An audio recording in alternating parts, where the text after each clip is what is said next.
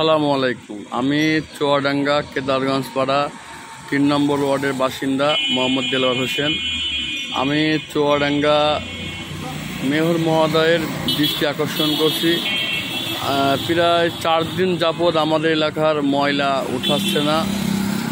এজন্য যত দ্রুত ময়লাগুলো অপসারণ করা হয়, এটা আমি মেয়র মহোদয়ের দৃষ্টি আকর্ষণ করছি।